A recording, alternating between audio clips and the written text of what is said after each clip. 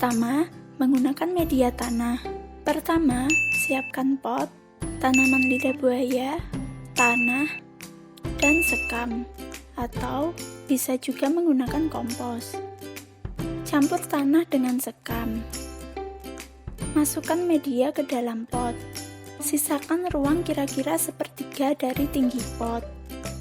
Masukkan tanaman lidah buaya, lalu tambahkan media sampai penuh dan akar lidah buaya tertutup sempurna.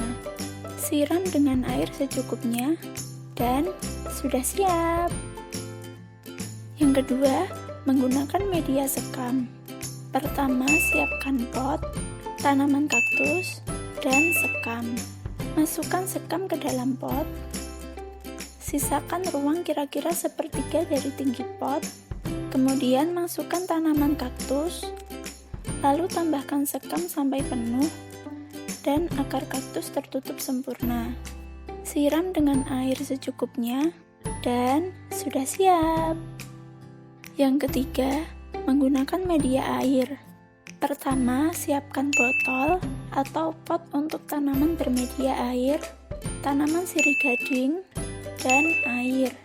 Masukkan air ke dalam botol, kemudian masukkan tanaman sirih gading sampai bagian akarnya terendam air, dan sudah siap. Yang keempat, menggunakan media arang. Pertama, siapkan pot, tanaman anggrek, dan arang. Masukkan arang ke dalam pot, sisakan ruang kira-kira sepertiga dari tinggi pot, kemudian masukkan tanaman anggrek, lalu tambahkan arang sampai penuh dan akarnya tertutup sempurna. Siram dengan air secukupnya dan sudah siap.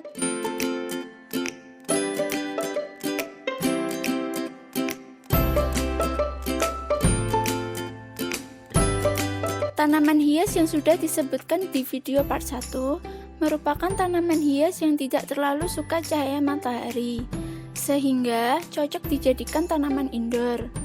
Tempatkan tanaman hias di sisi ruangan dengan sirkulasi udara yang baik dan intensitas cahaya matahari sedang.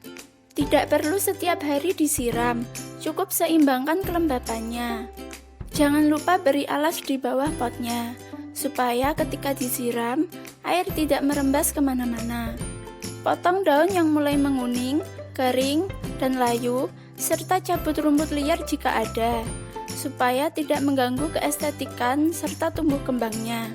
Catatan, untuk tanaman yang bermedia air, rajin-rajinlah mengganti airnya maksimal seminggu 2 kali, supaya tidak dijadikan tempat hidup jentik-jentik.